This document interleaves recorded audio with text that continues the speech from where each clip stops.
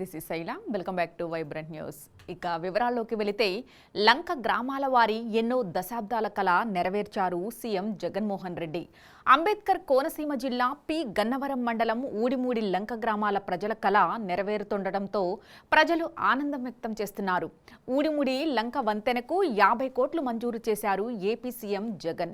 వరదల సమయంలో ఊడిమూడి లంకలో సీఎం జగన్ స్వయంగా పర్యటించి ప్రజల కష్టాలు తెలుసుకున్నారు. 2 నెలల్లోనే వంతెన నిర్మాణ పనులు చేపడతామని హామీ ఇచ్చారు. మాట ఇచ్చినట్టుగానే సీఎం జగన్ నిర్మాణ పనులకు నిధులు మంజూరు చేశారు. వరదల సమయంలో 4 నెలల పాటు పడవలపైనే ప్రయాణాలు సాగాయి. ఊడిమూడి లంకతో పాటు 4 గ్రామాల ప్రజలు ప్రాణాలు అరచేతిలో పట్టుకుని జీవనం సాగించారు. ఇటు కోనసీమలోని పలు కాజ్వేల నిర్మాణాలకు నిధులు మంజూరు చేశారు. టీవీ9 కథనాల వల్లే తాము గ్రామాలకు వరద కష్టాలు తీరుతున్నాయని లంక గ్రామాల ప్రజలు హర్షం వ్యక్తం చేస్తున్నారు. ఇదిలా ఉంటే ఆళ్లగడ్డ వేదికగా వైఎస్ఆర్ రైతు భరోసా పీఎం కిసాన్ పథకంలో భాగంగా ఈ ఏడాది 2వ విడత నిధులను సీఎం విడుదల చేశారు. 50.92 లక్షల మంది రైతులకు 2096.04 కోట్లు ఈ విడతలో అందనున్నాయి. ఒక్కో రైతు కుటుంబానికి 13,500 చొప్పున ఇప్పటి వరకు 51,000 అందించామని సీఎం వివరించారు. గతంలో ఇదే రాష్ట్రం ఇదే బడ్జెట్ ఇప్పటికంటే అప్పులు ఎక్కువ చేసినా చంద్రబాబు హయాంలో రైతులకు పేదలకు ఎందుకు మంచి జరగలేదని ప్రశ్నించారు. ఇదే విషయాన్ని ప్రజలంతా ఆలోచించాలని సూచించారు. ప్రతి కుటుంబానికి ఈ ప్రభుత్వంలో మంచి జరిగిందా లేదా అనేది గుండెల మీద చేతులు వేసుకుని ఆలోచించేసి నిర్ణయం తీసుకోండంటూ సీఎం పిలుపునిచ్చారు. చంద్రబాబు హయాంలో దత్తపుత్రుడితో కలిసి ఆ నలుగురు దోచుకో పంచుకో తినుకో విధానం అమలు చేస్తే ఇప్పుడు ఎక్కడ ఎవరి ప్రమేయం లేకుండా నేరుగా లబ్ధిదారుని అకౌంట్లో నగదు జమ అవుతుందని వివరించారు.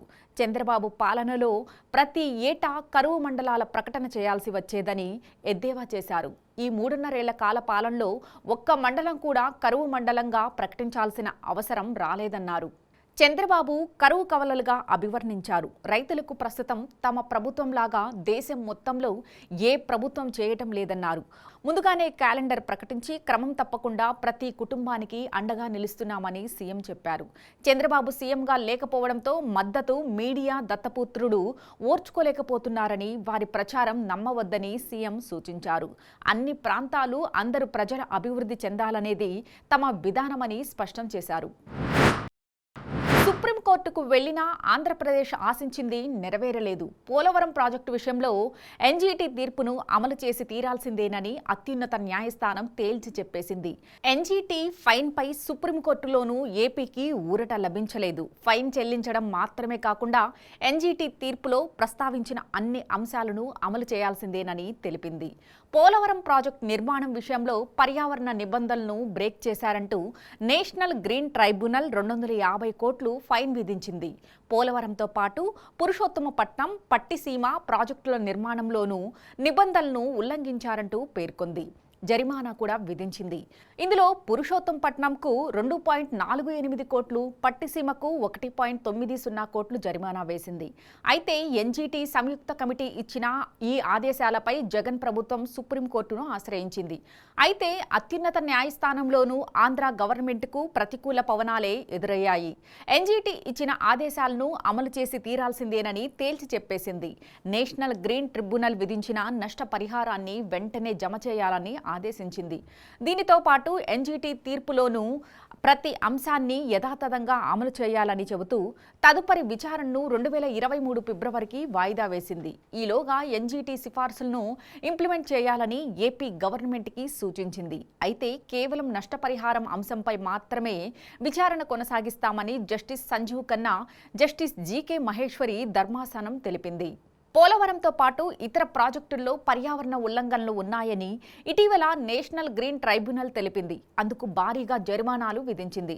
దీనిపై ఏపీ సర్కారు సుప్రీంకోర్టులో సవాల్ చేసింది. కాగా పోలవరం ప్రాజెక్టు నిర్మాణంపై తెలంగాణ ప్రభుత్వం కూడా అభ్యంతరాలు వ్యక్తం చేసింది. తమ రాష్ట్రం అభ్యంతరాలను పట్టించుకోకుండా పోలవరం ప్రాజెక్టును నిర్మిస్తున్నారని తెలంగాణ ఇరిగేషన్ శాఖ కేంద్ర జలవనరుల శాఖ కార్యదర్శికి లేఖ రాసింది.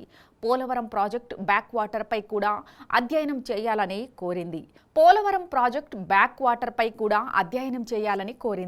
పోలవరం ప్రాజెక్టు 50 లక్షల క్యూసెక్యూల డిశ్చార్జ్ కెపాసిటీని పెంచుతూ నిర్మాణాన్ని చేపట్టారని తెలంగాణ ప్రభుత్వం ఆరోపిస్తోంది. వర్సెస్ వైసీపీ మధ్య మాటల యుద్ధం కొనసాగుతోంది. వైసీపీ అధినేత ఏపీ సీఎం జగన్ టార్గెట్గా జనసేనాని పవన్ కళ్యాణ్ విమర్శలు చేస్తుంటే దానికి కౌంటర్గా వైసీపీ నాయకులు పవన్ కళ్యాణ్ను టార్గెట్ చేస్తున్నారు. విశాఖపట్నంలో పవన్ కళ్యాణ్ పర్యటన పెద్ద కాకరేపిన విషయం తెలిసిందే. ఉత్తరాంధ్ర ద్రోహి పవన్ కళ్యాణ్ అంటూ వైసీపీ, సీఎం జగన్కు వ్యతిరేకంగా జనసేన నాయకుల పోటాపోటీ నినాదాలు, ప్రచారంతో ఏపీ రాజకీయం ఒక్కసారిగా వేడెక్కింది. వైసీపీ నాయకులంతా పవన్ కళ్యాణ్ తీరును తప్పుపడుతూ తీవ్ర విమర్శలు చేస్తున్నారు. జనసేన నాయకులు కూడా సీఎం జగన్మోహన్ రెడ్డితో పాటు ఆ పార్టీ నాయకులపై అదే స్థాయిలో విమర్శలు గుప్పిస్తున్నారు. తాజాగా మాజీ మంత్రి, ఎమ్మెల్యే పేర్ని వెంకట్రామయ్య పవన్ కళ్యాణ్ టార్గెట్ గా ఘాటు వ్యాఖ్యలు చేశారు. పవన్ కళ్యాణ్ రాజకీయ నాయకుడా లేక ఫంక్షన్ ముఠా నడుపుతున్నారా అంటూ విమర్శించారు. ఆయన సోమవారం మీడియాతో మాట్లాడుతూ షూటింగ్ గ్యాప్లో పవన్ కళ్యాణ్ విశాఖపట్నానికి వెళ్లి వస్తున్నారని అన్నారు. చంద్రబాబు నాయుడు ప్రయోజనాలే పవన్ కళ్యాణ్ కు ముఖ్యమని, విశ్వసనీయత, నిబద్ధత లేని వ్యక్తి పవన్ కళ్యాణ్ అంటూ విమర్శించారు పేర్ని నాని. ప్రచారం కోసం పవన్ కళ్యాణ్ తాపత్రయపడుతున్నారని అన్నారు. టీవీల నిండా, పేపర్ల నిండా వార్తలు కావాలి, రేపటి నుంచి షూటింగులకు వెళ్లిపోవాలి. పవన్ కళ్యాణ్ కు 3 రోజులు ఖాళీ దొరికింది, అందుకే విశాఖపట్నం టూర్కు వెళ్లారని విమర్శించారు. పవన్ కళ్యాణ్ ఒక మాట మీద నిలబడడని అన్నారు పేర్ని నాని. చంద్రబాబు నాయుడుకు ఒక శాపం ఉందని, ఆయన నోట నిజం వస్తే ఆయన తల 1000 ముక్కలవుతుందని ఘాటు వ్యాఖ్యలు చేశారు. పవన్ కళ్యాణ్ మీద వ్యక్తిగత విమర్శలు సైతం చేశారు పేర్ని నాని. 3 కాకపోతే 30 పెళ్లిళ్లు చేసుకో, భరణం ఇస్తున్నావు కదా మాకెందుకు, కాకపోతే నీతి సూక్తులు చెప్పేటప్పుడు ఇలాంటి తప్పులు చేయకూడదని పేర్ని నాని ఎద్దేవా చేశారు. ఇప్పటికైనా నిబద్ధతతో, నీతితో కూడిన రాజకీయాలు చేయాలని హితవు పలికారు. రాజకీయాల్లో విలువలు, నిబద్ధత లేని వ్యక్తిగా పవన్ కు గుర్తింపు వచ్చిందని పేర్ని నాని విమర్శించారు. ఉత్తరాంధ్ర ప్రజల గొంతు నొక్కేందుకు పవన్ కళ్యాణ్ ప్రయత్నిస్తున్నారని పేర్కొన్నారు. జనసేన నాయకులు రౌడీలు వలె ప్రవర్తిస్తే ఊరుకోవాలా అని ప్రశ్నించారు. మంత్రులపై దాడులు చేస్తే పోలీసులు చర్యలు తీసుకోరా అని అన్నారు. ఎవరు ఎన్ని కుట్రలు చేసినా విజయం వైసీపీదే అని అన్నారు. అందరూ కలిసి వచ్చినా సరే తాము ఒంటరిగా పోటీ చేసి గెలుస్తామని పేర్ని వెంకట్రామయ్య అన్నారు. ఏఐసీసీ క్రియాశీలక సభ్యుడిగా ఐడి కార్డు అందుకున్న మెగాస్టార్ ఈ రోజు అధ్యక్ష పదవికి జరగనున్న ఎన్నికల్లో ఓటు హక్కు వినియోగించుకోలేదు. గత కొంతకాలంగా కాంగ్రెస్ పార్టీకి దూరంగా ఉన్న మెగాస్టార్ ఈ రోజు ఓటు హక్కు వినియోగించుకోకుండా కాంగ్రెస్ పార్టీకి తాను దూరంగా ఉంటున్నట్లు ధృవీకరించారు. ప్రస్తుతం శంషాబాద్ పరిసరాల్లో వాల్తేరు వీరయ్య సినిమా షూటింగ్లో బిజీగా ఉన్న మెగాస్టార్ చిరంజీవి రీసెంట్గా తన తమ్ముడు పవన్ కళ్యాణ్కు మద్దతుగా ఆసక్తికర వ్యాఖ్యలు చేసిన విషయం తెలిసిందే. భవిష్యత్తులో జనసేనకు మద్దతు ఇస్తానేమో అని ఆయన అన్నారు. పవన్ లాంటి నిబద్ధత ఉన్న నాయకుడు రాష్ట్రానికి కావాలని పేర్కొన్నారు. తాను ప్రజెంట్ రాజకీయాలకు దూరంగా ఉంటేనే పవన్కు మంచిదేమో అని వ్యాఖ్యానించారు. ఈ క్రమంలోనే ఆయన ఏఐసీసీ అధ్యక్ష ఓటింగ్కు దూరంగా ఉన్నట్లు తెలుస్తోంది. అయితే ఏఐసీసీ అధ్యక్ష ఎన్నికలకు జరిగిన పోలింగ్ తెలుగు రాష్ట్రాల్లో గందరగోళం మధ్య ముగిసింది. ఆంధ్రప్రదేశ్ కాంగ్రెస్ కమిటీ సంబంధించి డెలిగేట్స్ అంతా కర్నూలులో ఏర్పాటు చేసిన పోలింగ్ సెంటర్లో తమ ఓటు హక్కును వినియోగించుకున్నారు. పార్టీకి చెందిన సీనియర్ నేతలు, మాజీ ప్రజాప్రతినిధులు కళా వెంకట్రావు భవనంలో ఓటు వేశారు. ఏపీలో మొత్తంగా 350 మందికి గాను 310 మంది ఓటు వేశారు. తెలంగాణలో 241 గాను 226 మంది ఓటు వేశారు. శశి థరూర్, మల్లికార్జున ఖర్గేల్లో కాంగ్రెస్ వర్గాలు ఎవరు చేపడతారనేది ఈ నెల 19న తేలిపోనుంది. ఆల్ ఇండియా కాంగ్రెస్ అధ్యక్ష ఎన్నికలకు సంబంధించి గాంధీ భవన్ సాక్షిగా రచ్చరచ్చ జరిగింది. అధ్యక్ష ఎన్నికల్లో ఓటు వేసే సభ్యులకు ఏఐసీసీ ప్రత్యేకంగా ఇష్యూ చేసిన కార్డుల్లో గందరగోళమే దీనికి కారణమైంది. కార్డులు ఉన్న లిస్టులో పేరు లేదంటూ కొందరు నేతల్ని ఓటింగ్కి అనుమతించకపోవడం దుమారం రేపింది. ఈ లిస్టులో సీనియర్ నేతలు సూచించిన వారి పేర్లు ఉండడంతో వివాదం పెద్దదైంది. పార్టీ ఎన్నికల ఆర్గనైజింగ్ విభాగం వివరణ ఇవ్వాలంటూ అనుచరులతో కలిసి గాంధీ భవన్ మెట్ల మీదే నిరసనకు దిగారు పొన్నాల దామోదర్ రాజనరసింహ. దీంతో అక్కడ ఉద్రిక్త పరిస్థితులు నెలకొన్నాయి. ఈ వ్యవహారంలో నేతల తీరు ఎవరి వర్షన్ వారిదే అన్నట్టుగా ఉంది. అసలు ఓటర్ లిస్టులో గందరగోళానికి కారణం ఎవరు? దీని వెనుక ఎవరున్నారు? కావాలని ఇదంతా చేస్తున్నారా? ఈ అంశంపై పీసీసీ మాజీ అధ్యక్షుడు పొన్నాల లక్ష్మయ్య కామెంట్స్ కాకరేపుతున్నాయి. దీనిపై పూర్తి సమాచారం తన దగ్గర ఉందంటున్న పొన్నాల దాన్ని ధృవీకరించుకొని బయట పెడతానంటూ కీలక వ్యాఖ్యలు చేశారు. మరి ఆయన దగ్గర ఉన్న ఇన్ఫర్మేషన్ ఏంటి అనేది ఇప్పుడు చర్చనీయాంశంగా మారింది. అయితే ఏఐసీసీ ఎన్నికల ప్రక్రియ ప్రజాస్వామ్యబద్ధంగా జరిగిందన్నారు PCC chief Revanth Reddy. Voter లిస్టుకు పీసీసీకి సంబంధం లేదన్న రేవంత్ అధిష్టానం ఇచ్చిన లిస్టు ప్రకారమే ఓటింగ్ జరిగిందన్నారు.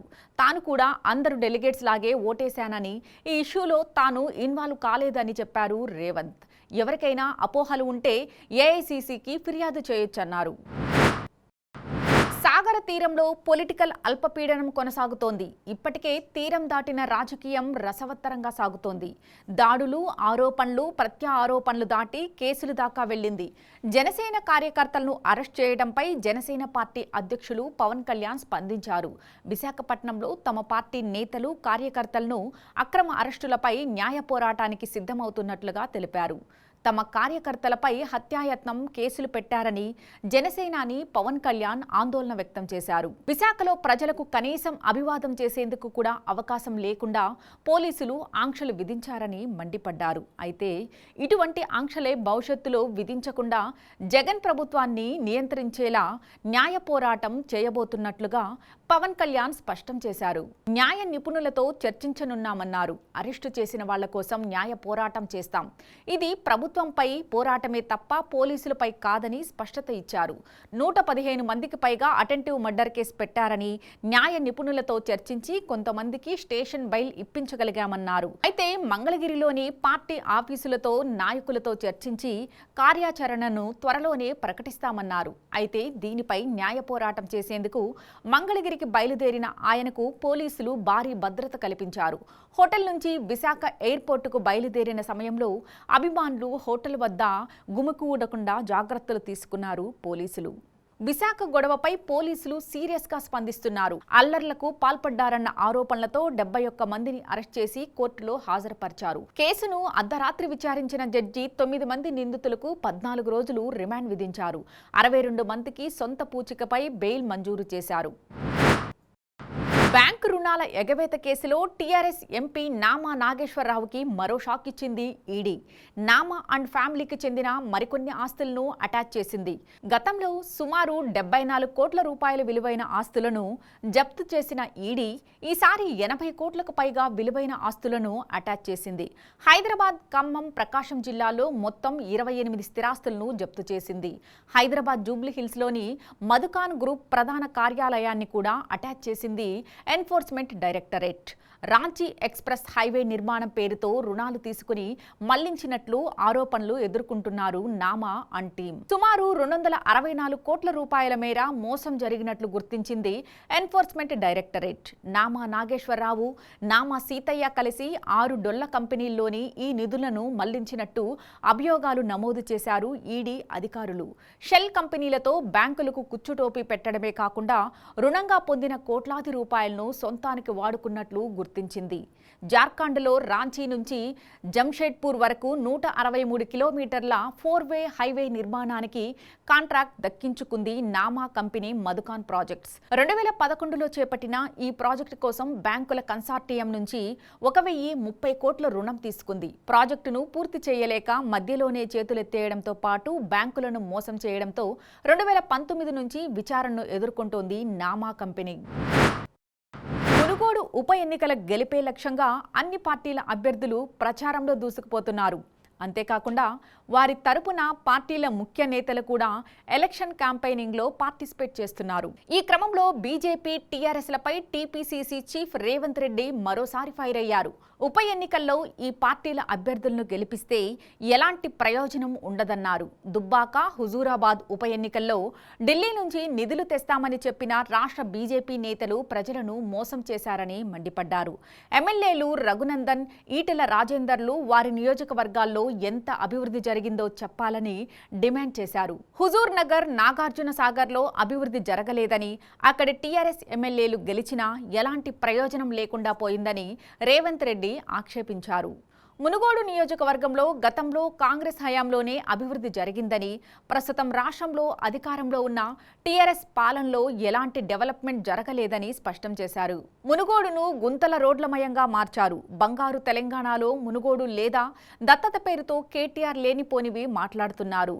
కేసీఆర్ను సీఎం చేసింది రాష్ట్రం మొత్తం అభివృద్ధి చేయడానికి కాదా? ఓటు అడగడానికి వచ్చి దౌర్జన్యం చేస్తారా? మునుగోడులో కాంగ్రెస్ అభ్యర్థి గెలిస్తేనే టీఆర్ఎస్ బీజేపీలకు భయం ఉంటుంది. ప్రజలకు ఇచ్చిన హామీలు అమలు చేస్తాయి. మునుగోడులో కాంగ్రెస్ గెలవాల్సిన అవసరం చాలా ఉందని అన్నారు రేవంత్ రెడ్డి. కాగా కేంద్రంలో బీజేపీపై టీఆర్ఎస్, రాష్ట్రంలోని టీఆర్ఎస్పై బీజేపీ విమర్శలకు దిగుతున్నాయి. BJP MLA Etela Rajender, BJP జాతీయ ఉప అధ్యక్షురాలు మాజీ మంత్రి డీకే అరుణ వేర్వేరుగా మునుగోడు నియోజకవర్గాల్లో పార్టీ అభివృద్ధి, కోమిటిరెడ్డి రాజగోపాల్ రెడ్డికి మద్దతుగా ఎన్నికల ప్రచారం నిర్వహించారు. ఒక్క రాజగోపాల్ రెడ్డి మీద ఇంతమంది మంత్రులు, ఎమ్మెల్యేలు దాడి చేస్తున్నారు. స్వయంగా ముఖ్యమంత్రి ఇక్కడ అడ్డాపెట్టి ఓడించాలని చూస్తున్నారని, 80 నుంచి 90 మంది ఎమ్మెల్యేలను గ్రామానికి కేటాయించనున్నారన్నారు.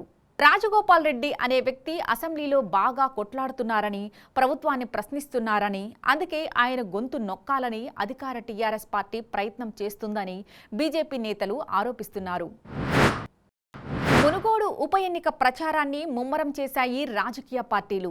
నామినేషన్ల ఉపసంహరణ గడువు ముగియడంతో ఎన్నికల ప్రచార వేగాన్ని పెంచాయి పొలిటికల్ పార్టీలు. టీఆర్ఎస్, బీజేపీ నాయకులు పోటాపోటీ ప్రచారం చేస్తున్నారు.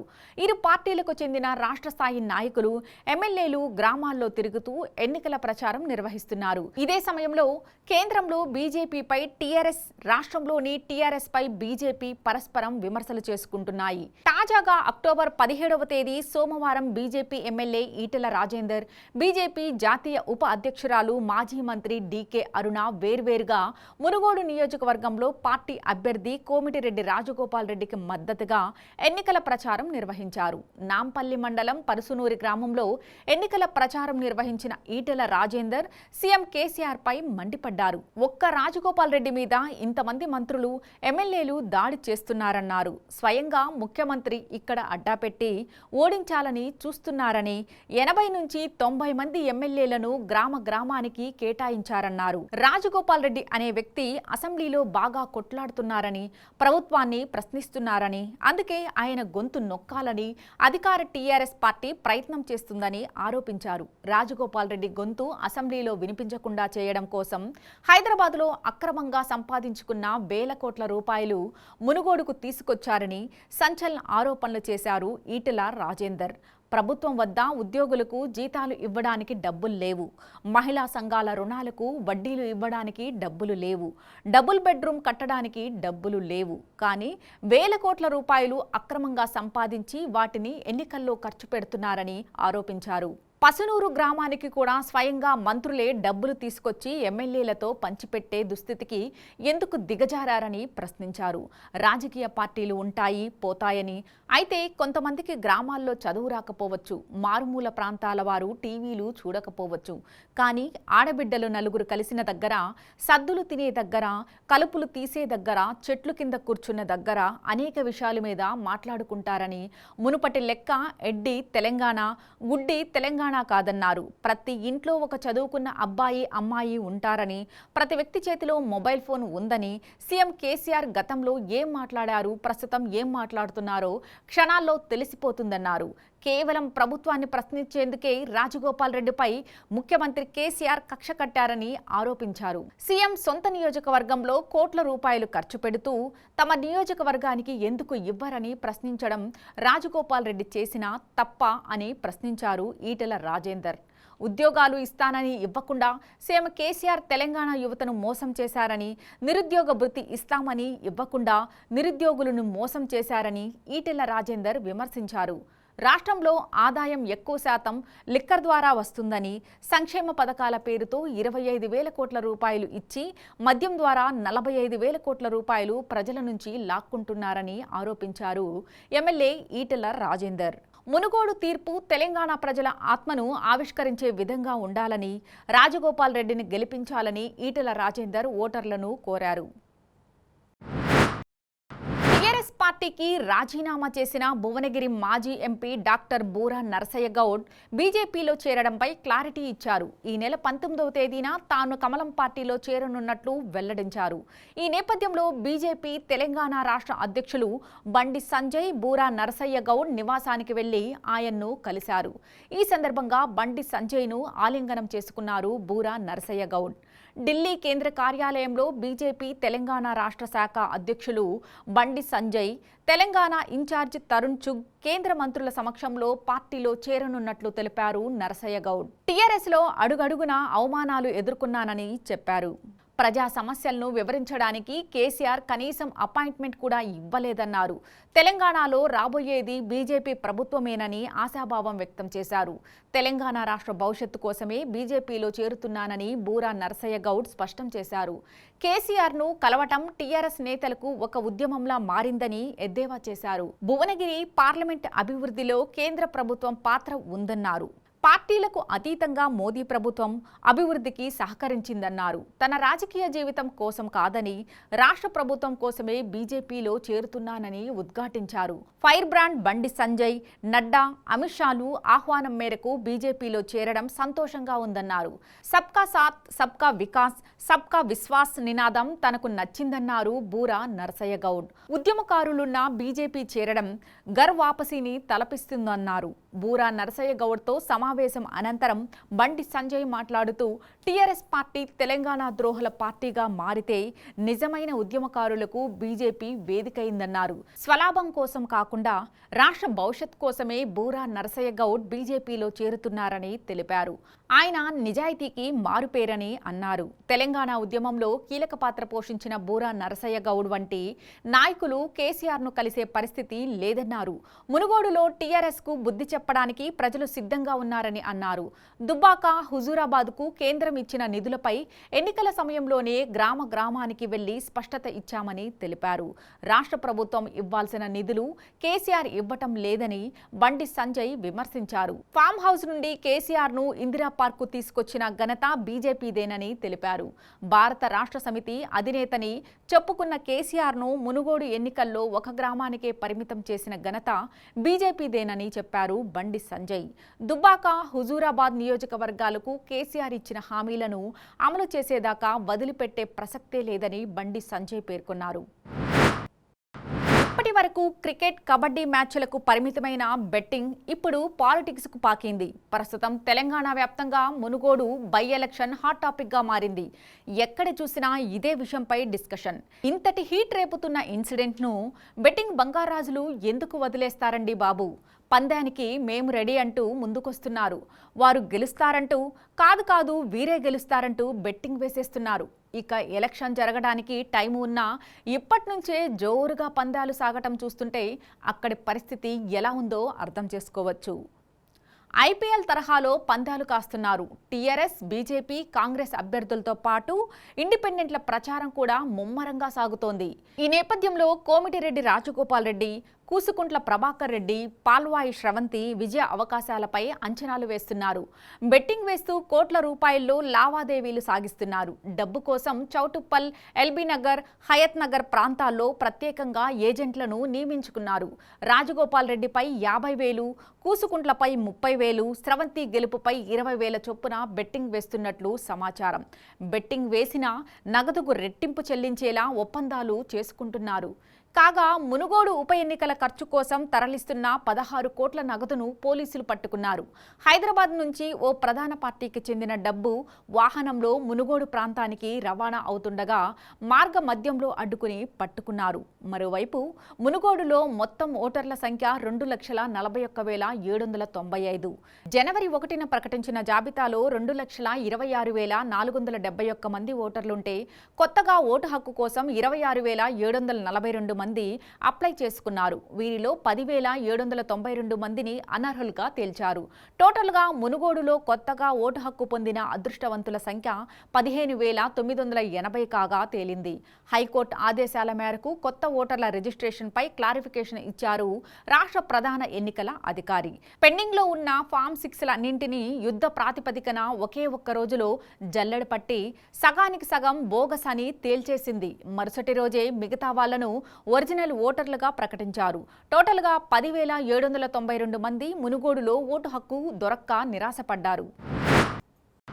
కరోనా వ్యాక్సిన్ను కనుక్కున్నందుకు ప్రధాని మోదీకి నోబెల్ ప్రైజ్ ఇవ్వాల్సిందే అంటూ మంత్రి కేటీఆర్ చేసిన ట్వీట్కు కేంద్ర మంత్రి కిషన్ రెడ్డి అదే స్థాయిలో సమాధానమిచ్చారు. కరోనా టీకా విషయంలో ప్రధాని మోడీ గారు చేసిన కృషి, తీసుకున్న చొరవ భారతీయులతో పాటు యావత్ ప్రపంచానికి చాలా బాగా తెలుసని చెప్పారు. కానీ తెలంగాణ సీఎం కేసీఆర్కు మాత్రం వివిధ రంగాల్లో అపారమైన తెలివితేటలు ప్రదర్శిస్తున్నందుకు నోబెల్ బహుమతులు ఇవ్వాల్సిందేనని ఎద్దేవా చేశారు. ఇదిలా ఉంటే మొన్నటికి మొన్న మంత్రి కేటీఆర్ ట్విట్టర్ వేదికగా ప్రధాని మోదీకి నోబెల్ బహుమతి ఇవ్వాలని ట్వీట్ చేశారు. ఈ ట్వీట్ చేసిన కాసేపటికే మరో ట్వీట్ చేస్తూ ప్రధాని నరేంద్ర మోడీ నోబెల్ బహుమతికి అర్హులే, మరి ఏ కేటగిరీలో దక్కొచ్చు అని మరో ట్వీట్ చేశారు. కోవిడ్ వ్యాక్సిన్ కనుగొన్నందుకు మెడిసిన్ విభాగంలో ఇవ్వాలా, నోట్ల రద్దు, స్విస్ బ్యాంకుల్లో నల్లధనం తీసుకొచ్చినందుకు ఆర్థిక శాస్త్రంలో ఇవ్వాలా, రష్యా ఉక్రెయిన్ యుద్ధాన్ని 6 గంటలు ఆపినందుకు శాంతి విభాగంలో ఇవ్వాలా, రాడార్ థియరీకి గాను ఫిజిక్స్లో ఇవ్వాలా అని కేటీఆర్ అడిగారు. బీసీసీఐ అధ్యక్షుడిగా సౌరవ్ గంగూలీకి రెండోసారి ఎందుకు అవకాశం ఇవ్వలేదని ప్రశ్నించారు బెంగాల్ సీఎం మమత. గంగూలీ దేశానికి గర్వకారణమని, ఐసీసీ అధ్యక్ష ఎన్నికల్లో ఆయనకు ప్రధాని మోదీ మద్దతు ఇవ్వాలని విజ్ఞప్తి చేశారు. బీసీసీఐ అధ్యక్షుడిగా సౌరవ్ గంగూలీకి రెండోసారి అవకాశం ఇవ్వకపోవడాన్ని తప్పుపట్టారు బెంగాల్ సీఎం మమతా బెనర్జీ. గంగూలీకి అన్యాయం చేస్తున్నారని ఆమె ఆరోపించారు. ఐసీసీ చైర్మన్గా సౌరవ్ గంగూలీ పోటీ చేసేందుకు మద్దతు ఇవ్వాలని ప్రధాని మోదీకి మమత విజ్ఞప్తి చేశారు. బీసీసీఐ నుంచి గంగూలీని అక్రమ రీతిలో తప్పించినట్టు మమత ఆరోపించారు. ఈ విషయంలో తాను చాలా బాధపడుతున్నట్లు తెలిపారు. సౌరవ్ పాపులర్ వ్యక్తి అని, ఇండియా జట్టుకు కెప్టెన్గా చేశారని, ఆయన దేశం కోసం ఎంతో చేశారని, బెంగాల్కే కాదు యావత్ దేశానికి అతను గర్వకారణమని, ఎందుకు బీసీసీఐ అధ్యక్ష పదవి నుంచి గంగూలీని తప్పించారని ఆమె ప్రశ్నించారు. ఐసీసీ చైర్మన్ పదవి కోసం అక్టోబర్ 20వ తేదీన నామినేషన్ల ప్రక్రియ ప్రారంభమవుతోంది. కోర్టు ఆదేశాల ప్రకారం అధ్యక్షుడు, బీసీసీఐ కార్యదర్శి రెండోసారి పదవులు చేపట్టవచ్చు. కారణం ఏంటో తెలియదు కానీ జైషా కొనసాగుతున్నారు. ఆయనపై నాకేమీ వ్యతిరేకత లేదు, కానీ గంగూలీ ఎందుకు బయటకెళ్లాల్సి వచ్చిందని ప్రశ్నించారు మమత. క్రీడలను రాజకీయాలకు అతీతంగా చూడాలన్నారు మమత. ఐసీసీ చైర్మన్ పదవికి నామినేషన్ వేసేందుకు అక్టోబర్ 20 వరకు అవకాశం ఉంది. కానీ ఆ పదవికి పోటీ చేయాలంటే బీసీసీఐ గంగూలీని ప్రతిపాదించాల్సి ఉంటుంది. లిక్కర్ స్కామ్లో ఢిల్లీ డిప్యూటీ సీఎం మనీష్ సిసోడియాపై సీబీఐ ప్రశ్నల వర్షం కురిపించింది. 9 గంటల పాటు విచారణ తరువాత ఇంటికి వెళ్లారు సిసోడియా. లిక్కర్ స్కామ్లో విజయ్ నాయర్తో పాటు ఇతర నిందితులతో ఉన్న సంబంధాలపై సిసోడియాను ప్రశ్నించారు సీబీఐ అధికారులు. కొత్త లిక్కర్ పాలసీ రూపకల్పనలో ఆయన పాత్రపై విచారణ జరిపారు. కొందరు లిక్కర్ వ్యాపారులకు లబ్ధి చేకూరే విధంగా, ప్రభుత్వ ఖజానాకు నష్టం వాటిల్లే విధంగా ఈ పాలసీ ఉన్నట్టు సీబీఐ అభియోగాలు నమోదు చేసింది. సిసోడియా విచారణ సందర్భంగా ఢిల్లీ సీబీఐ హెడ్ క్వార్టర్స్ ఎదుట తీవ్ర ఉద్రిక్తత చోటు చేసుకుంది. లిక్కర్ స్కామ్లో సిసోడియాను సీబీఐ విచారించారు.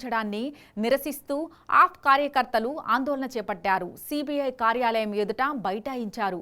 బీజేపీకి, ప్రధాని మోదీకి వ్యతిరేకంగా నినాదాలు చేశారు. ఆప్ ఎంపీ సంజయ్ సింగ్ సహా కార్యకర్తలను పోలీసులు అరెస్ట్ చేశారు. గుజరాత్ అసెంబ్లీ ఎన్నికల ప్రచారంలో సిసోడియా పాల్గొనకుండా బీజేపీ కుట్ర చేసిందని ఆరోపించారు సంజయ్ సింగ్. అందుకే తప్పుడు కేసులు పెట్టి విచారణ పేరుతో వేధిస్తున్నారని మండిపడ్డారు. మనీష్ సిసోడియాను భగత్ సింగ్తో పోల్చారు కేజ్రీవాల్. దేశంలో మరో స్వాతంత్ర పోరాటానికి సిద్ధం కావాలన్నారు. జైలు గోడలను బద్దలు కొడతాం, సిసోడియాను బయటకు తీసుకొస్తామంటూ గుజరాత్ ఎన్నికల ప్రచారంలో ప్రకటించారు కేజ్రీవాల్. లిక్కర్ స్కామ్ ప్రకంపనలు కొనసాగుతున్నాయి. ఏపీకి సైతం విస్తరించాయి. వైసీపీ ఎంపీ మాగుంట శ్రీనివాసరెడ్డి కుమారుడు రాఘవరెడ్డి సీబీఐ అధికారుల ముందు హాజరయ్యారు. ఢిల్లీ డిప్యూటీ సీఎం మనీష్ సిసోడియాతో పాటు అరుణ్ రామచంద్ర పిళ్ళై, మాగుంట రాఘవరెడ్డిని కూడా సీబీఐ ప్రశ్నించింది. సిసోడియాతో కలిసి లిక్కర్ పాలసీ రూపొందించిన సృష్టికర్తలు, డీల్ సెట్ చేసిన వారి వివరాలపై సీబీఐ ప్రధానంగా దృష్టి సారించింది. అలాగే Delhi, Hyderabad hotel booking, flights వివరాలతో పాటు బ్యాంక్ ఖాతాల లావాదేవీలపై ఆరా తీసింది సీబీఐ.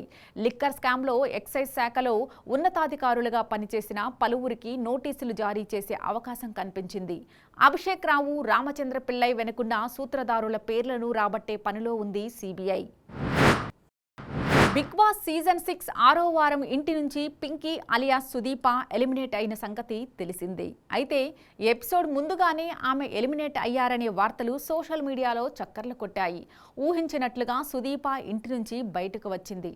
అయితే వెళ్తూ ఒక్కొక్కరికి చురకలంటించి వెళ్ళింది. అయితే 21 మందితో మొదలైన ఈ బిగ్ బాస్ ఇంట్లో ఇప్పుడు 15 మంది మిగిలారు. ఇక ఇప్పుడు వీరిలో ఒకరిని బయటకు పంపే సమయం వచ్చేసింది. బిగ్ బాస్ ఇంట్లో నామినేషన్స్ ప్రక్రియ మొదలైంది.